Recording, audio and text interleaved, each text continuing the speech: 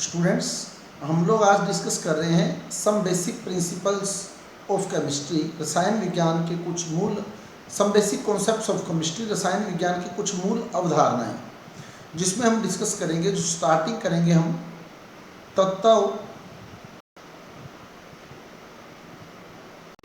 परमाणु, अणु,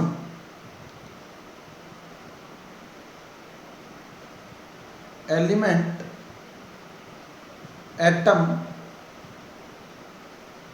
मॉलिक्यूल। तत्व क्या है? तत्व क्या है? समान परमाणुओं का समूह, ग्रुप ऑफ सेम एटम्स। समान परमाणुओं का समूह, जैसे अपने बोलते हैं ना तत्वों की आवर्त सारणी, पीरियोडिक टेबल ऑफ एलिमेंट्स, तो उसमें एक नंबर पे क्या आता है आवर्त सारणी में? आवर्त सारणी में एक नंबर पे क्या आता है?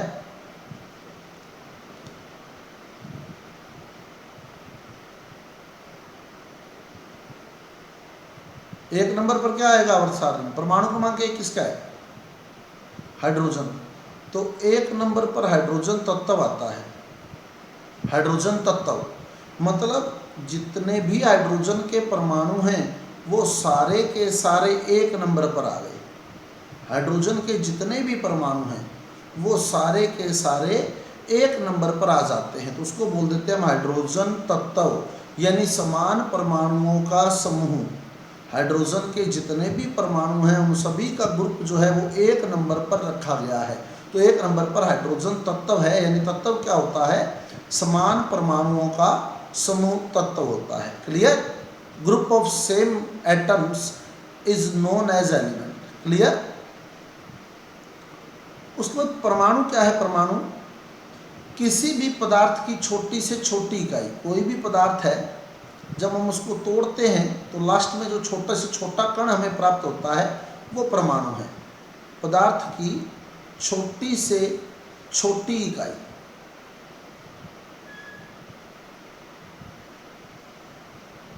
Smallest unit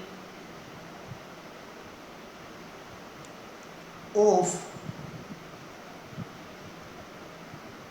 any substance. किसी भी पदार्थ को आप तोड़ें तो लास्ट में जो सबसे छोटी इकाई बनेगी, सबसे स्मॉलेस्ट यूनिट होगी, वो होगी एटम। और अणु क्या है?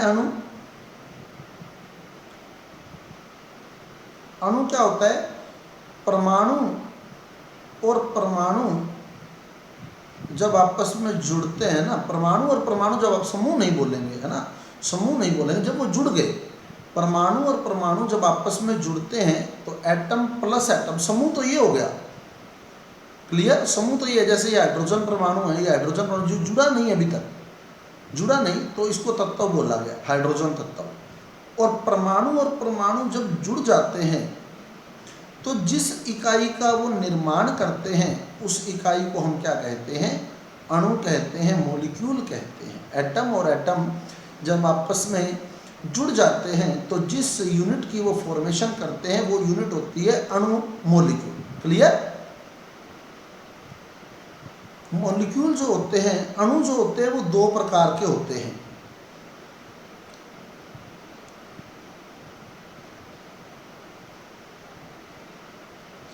एक होते हैं समपरमाणवीय अणु,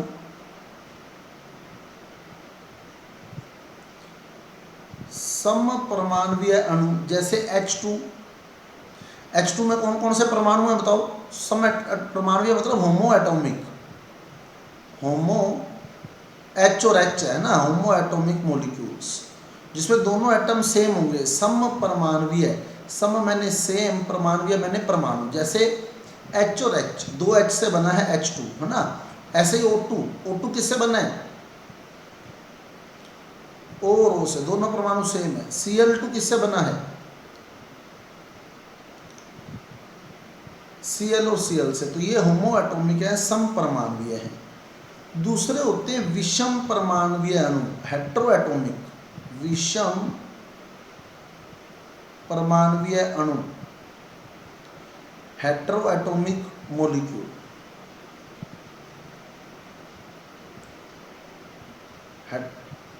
अलग अलग परमाणु से बनेंगे। जैसे अमोनिया है, अमोनिया NH3, तो ये कौन कौन से परमाणुओं से बना है बताओ? नाइट्रोजन और हाइड्रोजन है ना। ऐसे ही H2O है, H2O ये H और O से है ना। ऐसे ही HCl ले लो तो ये H और Cl से, तो ये विषम परमाणुवीय अणु है। और जो विषम परमाणुवीय अणु होते हैं ना, उन्हें हम यौगिक कहते हैं, यौगिक कंपाउंड्स, उनको यौगिक बोला जाता है, कंपाउंड बोला जाता है। तो जल एक यौगिक है। ये प्रश्न आता है ऐसे, निम्न में से यौगिक है, इस तरह का प्रश्न पूछा जाता है आपसे, निम्न में से कंपाउंड है। तो यौगिक पूछ लेना तो आपने क्या देखना है, जो अलग अलग परमाणुओं से बना है ना वो यौगिक होगा। क्लियर? तो समान परमाणुओं का जो समूह होता है उसे हम तत्व कहते हैं। परमाणु और परमाणु जब आपस में जुड़ जाते हैं तो वो अणु बनाते हैं। और एक्चुअल में क्या होता है, अणु और अणु जब आपस में जुड़ जाते हैं तो वो यौगिक बनाते हैं। अणु यही होते हैं, होमो एटॉमिक ही अणु होते हैं। अणु, वास्तविक अणु यही है, वास्तविक अणु, ओरिजिनल मॉलिक्यूल अगर बोला जाए ना तो वो यही है। होमो एटॉमिक ही ओरिजिनल मॉलिक्यूल्स हैं, क्योंकि ये हेटेरोटॉमिक्स तो यौगिक होते हैं, वो तो कंपाउंड होते हैं, वो अणु नहीं होते। अणु नहीं बोला जाता वास्तव में उनको, पर फिर भी हमारी बुक्स में दिया होता है विषम परमाणुवीय अणु, क्योंकि वो अलग अलग परमाणु हैं उसके अंदर है ना, तो इसलिए उसको विषम परमाणुवीय अणु बोल दिया जाता है, हेटेरो एटॉमिक मॉलिक्यूल बोल दिया जाता है। लेकिन वास्तव में वो अणु नहीं है, वो क्या है, वास्तव में वो मॉलिक्यूल नहीं है, वो क्या है वास्तव में, यौगिक हैं, कंपाउंड्स हैं। ठीक है, क्लियर इतनी बात? अब अपने चलते हैं तत्व पर। तत्व को डिटेल में देखेंगे हम लोग। तत्व का जो प्रतीक होता है एलिमेंट का जो सिंबल होता है वो ई से लिखते हैं अपने, ई से सिंपली। ठीक है, ऐसे जैसे H, हाइड्रोजन को H से, ऑक्सीजन को O से, नाइट्रोजन को N से, तो यह प्रतीक है। तो मैंने तत्व को कॉमन फॉर्म में ई से लिखा है, ई से। और यहाँ लिखा जाता है Z, यहाँ भी लिख सकते हैं या इधर भी लिख सकते हैं, उससे कोई फर्क नहीं पड़ता। ठीक है, Z। और ऊपर लिखा जाता है A। ये प्रतीक है तत्व का, ये सिंबल है। जैसे हाइड्रोजन का ऐसे लिखते हैं, देखो कई बार आपने पढ़ा होगा 1H1, ऐसे पढ़ा है ना, ऐसे लिखते हैं। 8O16 ऐसे लिख देते हैं, 7N15 ऐसे लिख देते हैं। ये तत्व के प्रतीक है, तत्व लिखने का तरीका है। ई एलिमेंट हो गया। ठीक है, जेड जो होता है ना, जेड होता है परमाणु क्रमांक,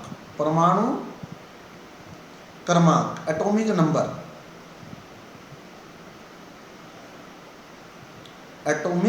नंबर, जेड परमाणु क्रमांक होता है, एटॉमिक नंबर होता है। तो जेड क्या है, जेड एटॉमिक नंबर। जैसे आप देखो हाइड्रोजन कितने नंबर पे आता है बताओ आवर्त सारणी में, तो इसके पैर में 1 लिखा है, देखो है ना, 1, यानी पैर में हमेशा परमाणु क्रमांक लिखा जाता है। अब देखो ऑक्सीजन कितने नंबर पे आता है, ऑक्सीजन,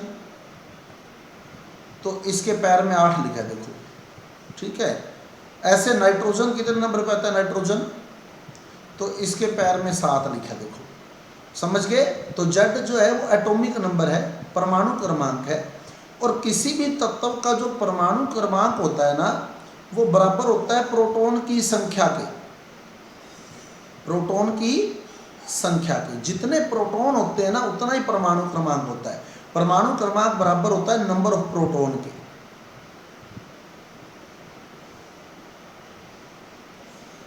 जैसे ऑक्सीजन के पास 8 प्रोटॉन है, तो इसलिए इसका परमाणु क्रमांक एटॉमिक नंबर 8 है। नाइट्रोजन के पास कितने प्रोटॉन है, नाइट्रोजन के पास 7, इसलिए इसका परमाणु क्रमांक एटॉमिक नंबर 7 है। ठीक है, और परमाणु जो होता है वो उदासीन होता है। जैसे मैंने N लिखा, N कभी प्लस या माइनस नहीं होता, वो आयन बन जाता है, प्लस माइनस तो है ना। N परमाणु N है, O परमाणु है, ठीक है, Cl परमाणु है, Cl माइनस तो आयन हो गया, Cl माइनस तो आयन बन गया। ठीक है, परमाणु हमेशा उदासीन होता है, ना तो परमाणु पे प्लस होता है ना ही परमाणु पे माइनस होता है। परमाणु पे ना प्लस ना माइनस। क्यों? क्योंकि परमाणु में जितने प्रोटॉन होते हैं, एटम के अंदर जितने प्रोटॉन होते हैं उतने ही इलेक्ट्रॉन होते हैं। जितने प्रोटॉन होते हैं उतने ही इलेक्ट्रॉन होते हैं। ठीक है, जैसे वापिस देख लो, number of electron equal to number of proton. अब बताओ ऑक्सीजन कितने नंबर पे आया? ऑक्सीजन 8 पे। इसका मतलब इसके पास 8 प्रोटॉन है और प्रोटॉन पे होता है प्लस आवेश, यानी इसके पास प्लस का 8 है, तो क्योंकि प्रोटॉन पे प्लस होता है और ऑक्सीजन आता है 8 नंबर पे, यानी इसके पास प्लस का 8 है। तो उतने ही इसके पास इलेक्ट्रॉन होते हैं और इलेक्ट्रॉन पे माइनस होता है, यानी इसके पास माइनस का भी 8 है। तो प्लस 8 माइनस 8 क्या हो जाएगा? प्लस 8 माइनस 8 0, इसीलिए ओ को ऐसे लिखा जाएगा।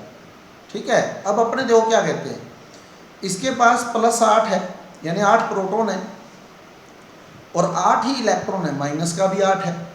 अपने कहते हैं इसने एक इलेक्ट्रॉन ग्रहण कर लिया, तो बताओ इलेक्ट्रॉन कितने हो गए? बताओ इलेक्ट्रॉन,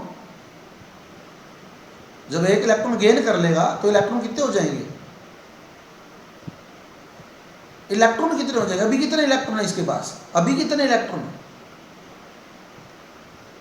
8 इलेक्ट्रॉन है। अगर एक और गेन कर लेगा तो 9 हो जाएंगे ना। अब देखो 9 हो जाएंगे तो रिजल्ट निकालो, -9 + 8 का क्या रिजल्ट आएगा बताओ? -1 आएगा ना, -1। इसीलिए हम इसके ऊपर -1 लगा देते हैं। अपने कहते हैं ना एक इलेक्ट्रॉन ग्रहण कर लिया तो -1 लगा दो। क्यों लगा दो? क्योंकि इसके पास प्रोटॉन 8 थे, इलेक्ट्रॉन भी 8 ही थे, लेकिन जब इसने एक गेन कर लिया तो इलेक्ट्रॉन 9 हो गए, यानी प्रोटॉन तो 8 रहे लेकिन इलेक्ट्रॉन 9 हो गए, तो माइनस का 9 हो गया, प्लस का 8 हो गया, तो -1 आएगा ही नहीं आएगा? बताओ रिजल्ट आएगा ना। समझ गए ना? ऐसे देखो, जब हम अभी 8 प्रोटॉन और 8 इलेक्ट्रॉन थे तो ये उदासीन था, है ना। हमने कहा इसने 2 गेन कर लिए, अभी कितने इलेक्ट्रॉन है इसके पास? अभी कितने हैं? 8। जब ये 2 गेन कर लेगा तो कितने इलेक्ट्रॉन हो जाएंगे बताओ? 10 हो जाएंगे ना। तो माइनस के 10 हो जाएंगे और प्लस का 8 रहेगा, तो बताओ कितना आएगा रिजल्ट? -2। तो इसलिए -2 लगा देते हैं हम लोग इसके ऊपर। तो हम कहते हैं जितने इलेक्ट्रॉन ग्रहण करेगा उतना माइनस लगा दो, ऐसे ही बोलते हैं ना। पता लग गया क्यों हो रहा है वो? तो जो तत्व होता है, जो तत्व का प्रतीक होता है ZeA, जहां Z क्या है? Z परमाणु क्रमांक, एटॉमिक नंबर। ठीक है, एटॉमिक नंबर किसके बराबर होता है? प्रोटॉन की संख्या के, नंबर ऑफ प्रोटॉन के।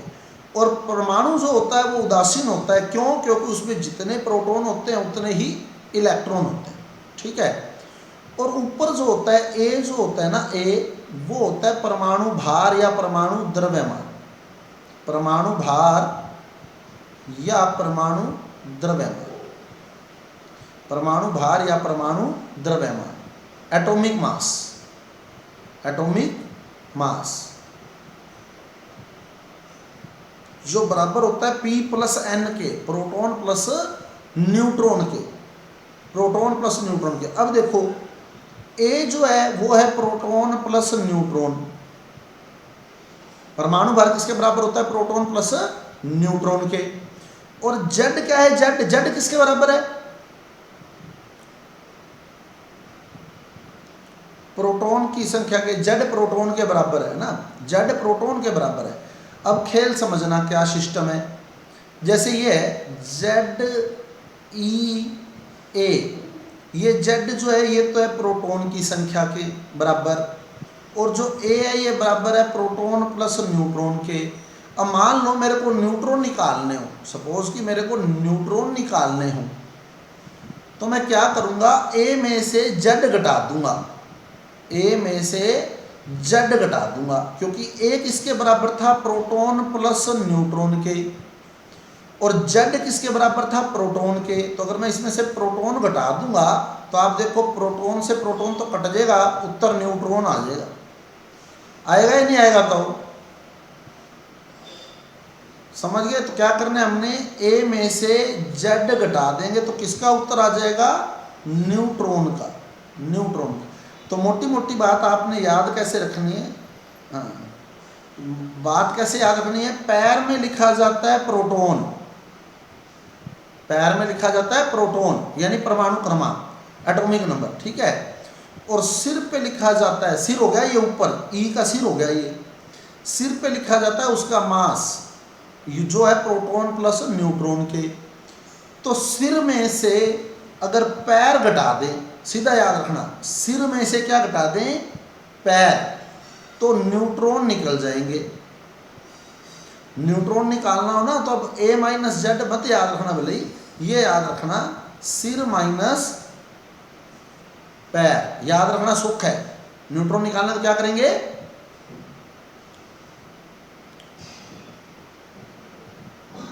अब देखो जैसे आपको ऐसे देगा वो, अब पेपर में ऐसे देगा F19 में प्रोटॉन कोमा इलेक्ट्रॉन व न्यूट्रॉन की संख्या है। न्यूट्रॉन की संख्या, प्रोटॉन की बताओ, इसमें कितने प्रोटॉन है F19 में, बताओ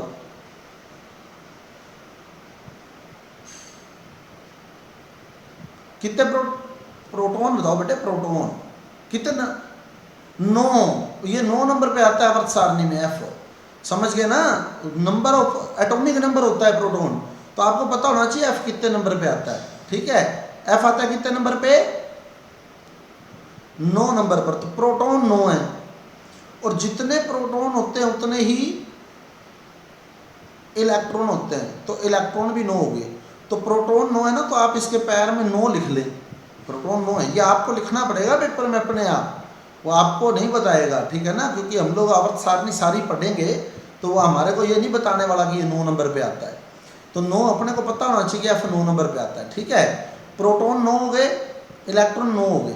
अब बताओ न्यूट्रॉन कैसे निकालोगे, न्यूट्रॉन सिर माइनस पैर कर दोगे तो न्यूट्रॉन आ जाएंगे 10, क्लियर। ऐसे ही कह देगा सोडियम, यूं भी कह सकता है सोडियम 23, जरूरी नहीं है वो ऊपर लिखे, ऐसे कह देगा Na23, तो इसका मतलब यही होता है Na23, ठीक है, ये ऊपर ही लिखा हुआ है, ऐसे लिख देता है सोडियम 23, तो अपने को पता होना चाहिए 23 जो दिया है ना, इसका परमाणु भार दिया है, Na23 एटॉमिक मास दिया है ये। अब बताओ इसमें प्रोटॉन कितने होंगे, प्रोटॉन 11, क्योंकि ये 11 नंबर पे आता है, ठीक है 11। इलेक्ट्रॉन कितने हो जाएंगे, 11, और न्यूट्रॉन कितने हो जाएंगे, 12। 23 माइनस 11 करोगे तो 12 न्यूट्रॉन हो जाएंगे, ठीक है।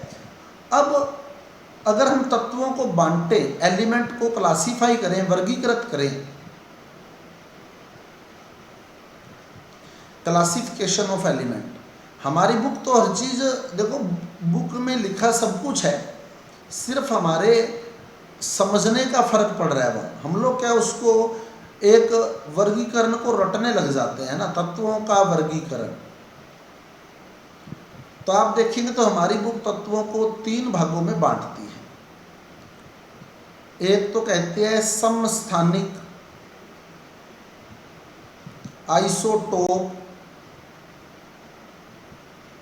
आइसोटोप्स, दूसरी कहती है समभारिक, आइसोबार, और तीसरी कहती है समन्यूट्रॉनिक, आइसोन्यूट्रॉनिक, जिसको हम आइसोटोन्स भी बोलते हैं, आइसोटोन्स, आइसोन्यूट्रॉनिक तो पता लग ही जाएगा, आइसोटोन ध्यान रखना। अब देखो तत्व का प्रतीक क्या था, ZeA, ये प्रतीक था तत्व का, और Z जो था वो तो था प्रोटॉन के बराबर, और जो A था वो किसके बराबर था, A परमाणु भार, प्रोटॉन प्लस न्यूट्रॉन के बराबर। यानी अगर आप इस सिंबल को देखें, इस प्रतीक को देखें, ठीक है, तो जो समस्थानिक होते हैं ना, समस्थानिक, आइसोटोप, समस्थानिक मतलब समान स्थान वाले, समस्थानिक मतलब समान स्थान वाले, जिनका स्थान क्या है, बिल्कुल सेम है, आवर्त सारणी में सेम स्थान पर पड़े हैं जो, जैसे मैंने आपको कहा 8 नंबर पर क्या आएगा बताओ, 8 नंबर पर ऑक्सीजन आएगा, चाहे वो O16 हो, चाहे वो O17 हो, चाहे वो O15 हो, ये सारे के सारे 8 नंबर पर ही आएंगे। तो ये हैं समस्थानिक, ये समस्थानिक है, तीनों के तीनों सेम स्थान पर आएंगे, क्योंकि ये भी O है 8 नंबर पर आएगा, ये भी O है 8 नंबर पर आएगा, ये भी O है 8 नंबर पर आएगा। क्लियर? तो ये तीनों के तीनों क्या हैं, समस्थानिक हैं, आइसोटोप हैं, जिनका स्थान सेम है पीरियोडिक टेबल में। ऐसे मैंने कहा 7 नंबर पे क्या बताओ, 7 नंबर परमाणु क्रमांक किसका है, चाहे वो N14 हो और चाहे वो N15 हो, नाइट्रोजन कोई सा भी है, वो कितने नंबर पे आएगा, 7। तो ये समस्थानिक हो जाएगा, आइसोटोप हो जाएगा। समझ आ गई बात? अब देखो क्या है समस्थानिक, जिसका Z सेम है वो समस्थानिक है। अब देखो जैसे नाइट्रोजन का परमाणु क्रमांक एटॉमिक नंबर कितना होता है बताओ, एटॉमिक नंबर 7 है ना, इसका भी 7। तो देखो Z सेम है इनका, दोनों का 7 है। ऐसे इस O का देखोगे तो O का 8 8 8, तो Z सेम है। देखो समझ आ गई बात? एक में Z सेम है यानी P सेम है, हम कह सकते हैं प्रोटॉन सेम है, Z सेम। Z क्या होता है, Z एटॉमिक नंबर, परमाणु क्रमांक किसके बराबर होता है, Z प्रोटॉन के। तो हम कह सकते हैं जिसमें प्रोटॉन समान है वो समस्थानिक होते हैं।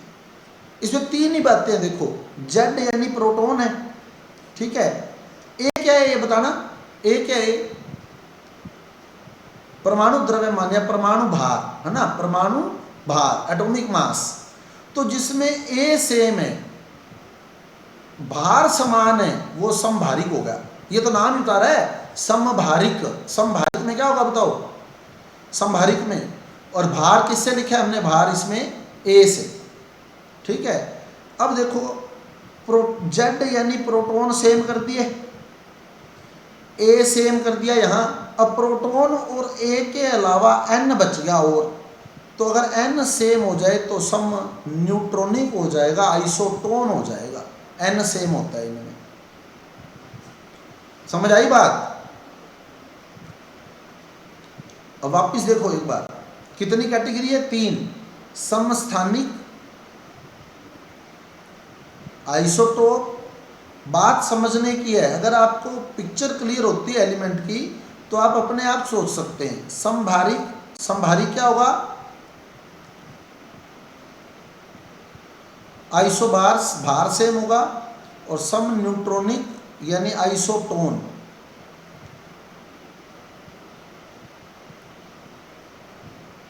आइसोटोन्स, न्यूट्रॉन की संख्या समान, ठीक है। अब परमाणु का प्रतीक क्या था, Z। तत्व का प्रतीक क्या था, ZeA, या हम कह सकते हैं PeP+N, ठीक है। अब बताओ आइसोटोप क्या थे, बताओ आइसोटोप, आइसोटोप क्या थे, क्या थे समस्थानिक, क्या समान है, परमाणु क्रमांक, या क्या कह सकते हैं हम, परमाणु क्रमांक के अलावा प्रोटॉन, है ना, प्रोटॉन समान है, एटॉमिक नंबर सेम है, एटॉमिक नंबर प्रोटॉन सेम है, यानी Z और P सेम है, P सेम है। Z कह दे चाहे P कह दे, एक ही बात है। तो जो बच गया ना वो अलग अलग होना चाहिए। क्या क्या अलग होना चाहिए, A अलग होना चाहिए उनका, परंतु A क्या था, A परमाणु भार, एटॉमिक मास, एटॉमिक मास, या और क्या बच गया, न्यूट्रॉन बच गया ना, न्यूट्रॉन बच गया, या न्यूट्रॉन भिन्न है। परमाणु भार और न्यूट्रॉन अलग अलग हैं, परमाणु क्रमांक और प्रोटॉन सेम है, तो वो होते हैं समस्थानिक। जैसे देखो मैंने लिखा 8O16, फिर लिख दिया 8O16, तो बताओ ये क्या है,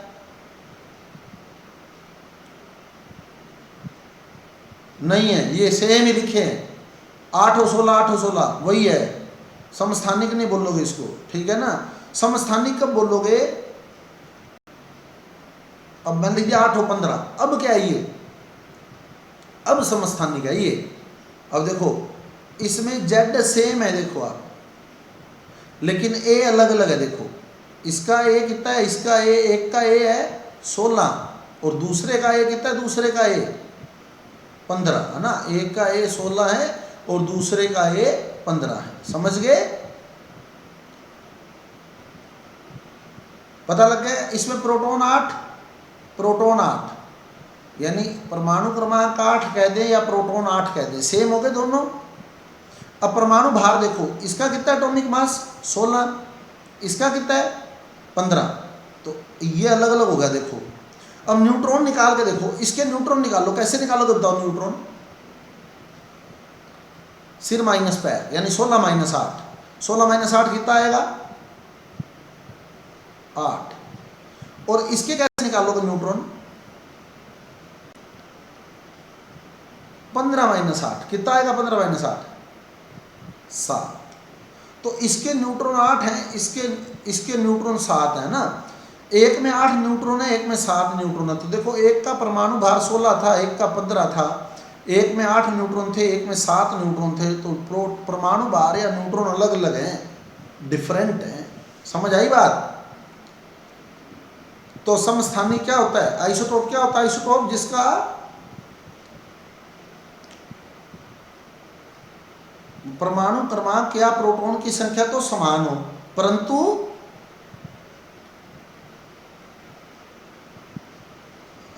द्रव्यमान संख्या भिन्न भिन्न हो, मास नंबर अलग अलग हो, ठीक है। एटॉमिक मास कह दो, मास नंबर कह दो, एक ही चीज है। अब बताओ, अब अपने आप बताओ, समभारिक किसको कहोगे, बताओ समभारिक।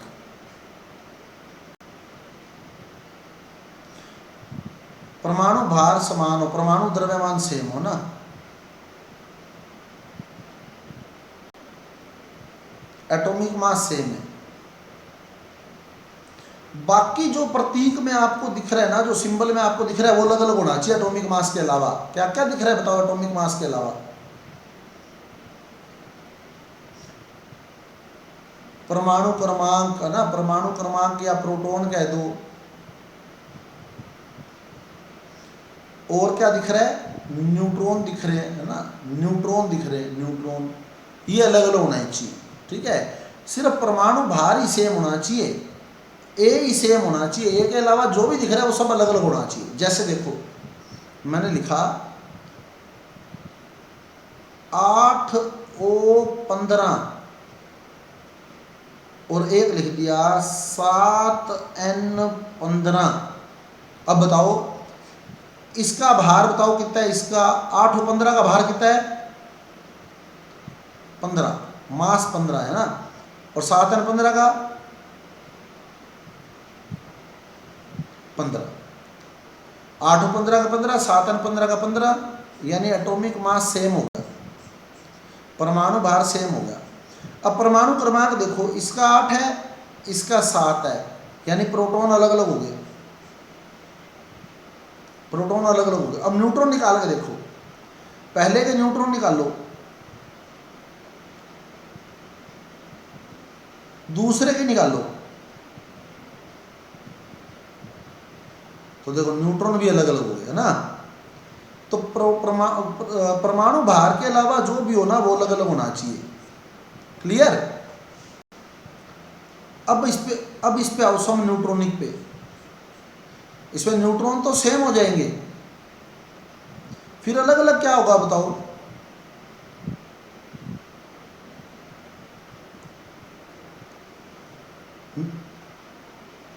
परमाणु भार और द्रव्यमान तो वही होगा, परमाणु क्रमांक है ना, प्रोटॉन की संख्या, एटॉमिक मास और प्रोटॉन जो होंगे यानी परमाणु क्रमांक जो होगा वो अलग अलग होगा, सिर्फ न्यूट्रॉन सेम होंगे। इसमें जो चीज़ें दिख रही है ना आपको, जेड यानी प्रोटॉन दिख रहे हैं ना, ए यानी परमाणु भार दिख रहा है और एन दिख रहा है।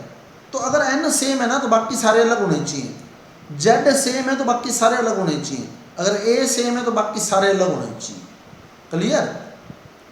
अब देखो जैसे मैं लिखूँ यहाँ, देखो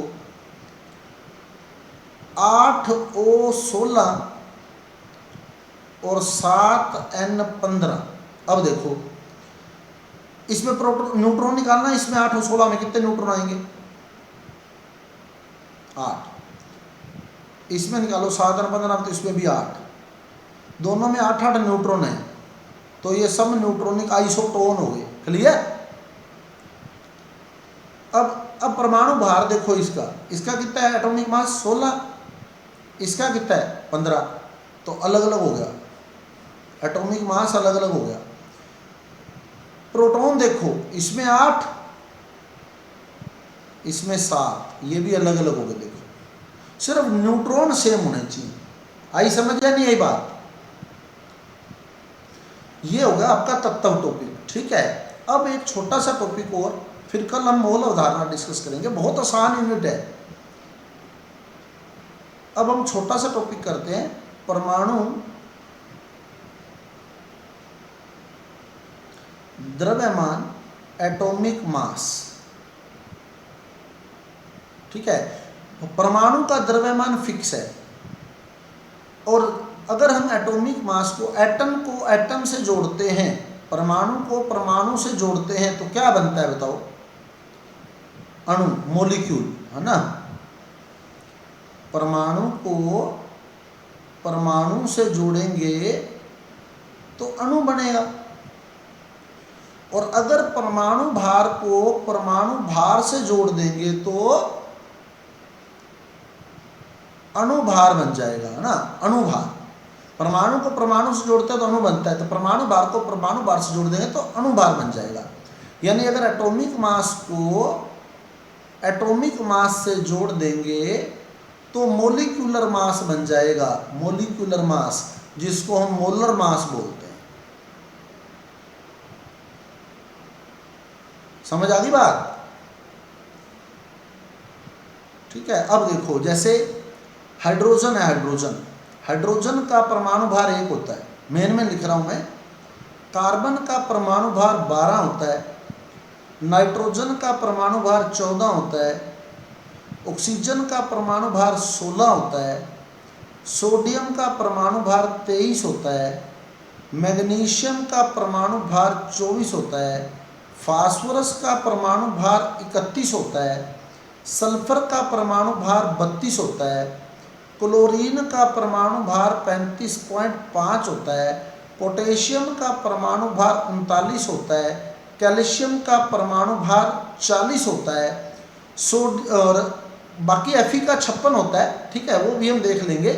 हाइड्रोजन का परमाणु भार 1, कार्बन का परमाणु भार 12, N का परमाणु भार 14, O का परमाणु भार 16, Na का परमाणु भार 23, Mg का 24, P का 31, S का 32, Cl का 35.5, K का 39 और Ca का 40। ठीक है, ये मैंने लिख दिए। अब मेरे को कोई भी अणुभार निकालना है, मोलिकुलर मास निकालना है, तो मैं कैसे निकालूंगा? देखो जैसे मेरे को क्वेश्चन दे दिया गया, जल का अणुभार। अपने सिंपल से चालू करते हैं। जल का अणुभार, तो मेरे को जल का सूत्र पता होना चाहिए। क्या सूत्र होता है जल का? HOH या H2O, है ना, जैसे मर्जी बोल दो, उससे फर्क नहीं पड़ेगा कोई।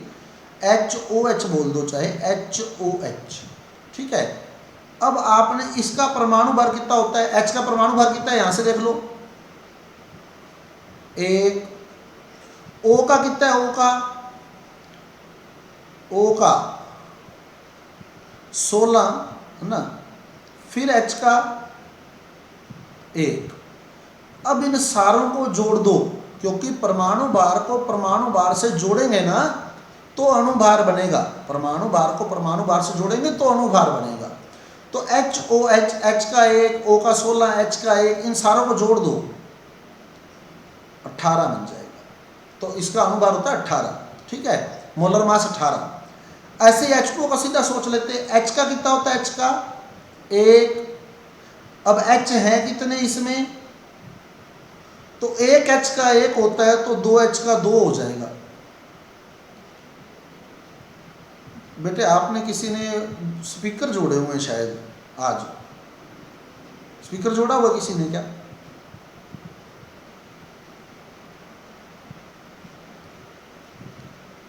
H2, H का होता है 2, ठीक है, H का एक होता है H का, और H 2 है, तो एक H का 1 तो 2 H का 2 हो गया, है ना। O का होता है 16, तो 16 और 2 18 हो गया 18। अगला क्वेश्चन देखो, अगला क्वेश्चन दे दिया, मान लो मेरे को अमोनिया का ज्ञात करना है। अमोनिया का फार्मूला क्या होता है? अमोनिया का NH3 भी यार संकरण वाले टॉपिक में हम लोग पढ़ के आए हैं ना, NH3 अमोनिया का फार्मूला NH3। N का कितना होता है परमाणु भार N का? अब इसका अणुभार निकालना है। अणुभार कैसे निकालेंगे? मोलर मास कैसे निकालेंगे? परमाणु भार को जोड़कर, एटॉमिक मास को जोड़कर, है ना। N का बताओ, N का स्टेप बाय स्टेप चलो। 14, N का होता है 14। H का कितना होता है? H का 1 होता है, और H 3 है, एक H का 1 है तो 3 H का 3 हो जाएगा, तो टोटल करोगे तो 17 हो जाएगा। दोनों को जोड़ लो बस, 17 होगा, ठीक है। अगला क्वेश्चन देखो, कार्बन डाइऑक्साइड, क्या सूत्र होता था कार्बन डाइऑक्साइड का? इसका मोलर मास अणुभार ज्ञात करना है, ठीक है। तो C का परमाणु भार कितना होता है? C का 12, है ना, C का 12। O का कितना होता है? O का 16, और O है कितने? 2 है ना, O 2 है। एक O का 16 तो 2 O का 32, अब इनको जोड़ लो 44 हो जाएगा। आ रही है बात समझ? ऐसे ही अगला क्वेश्चन देखो, अब लास्ट कर रहा हूं मैं, फिर आपने ज्ञात करने हैं, ठीक है। ग्लूकोज दे दिया,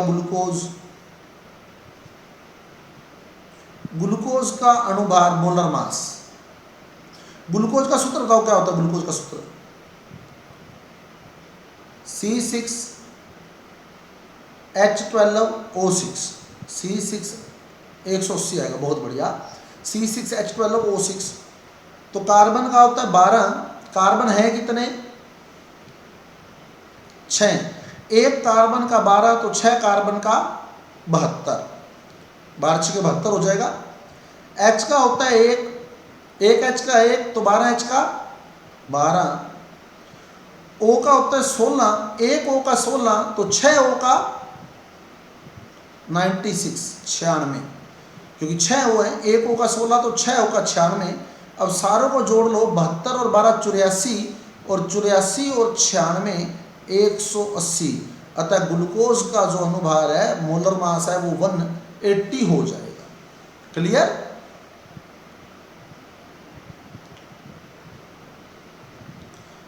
अब आप लोग नोट कर लीजिए कौन कौन से आपने करने हैं, ठीक है, वो आप लोग करके रखेंगे, और कल हम उनको टैली करके आगे प्रतिशत संगठन मोल अवधारणा की ओर डिस्कस करेंगे। और उसके बाद आपका एक टॉपिक आएगा सीमांत अभिकर्मक, लिमिटिंग रिएजेंट और रासायनिक संयोग के नियम और सार्थक अंक। निम्न में से या निम्न का अणुभार ज्ञात कीजिए। निम्न का, हाँ जी,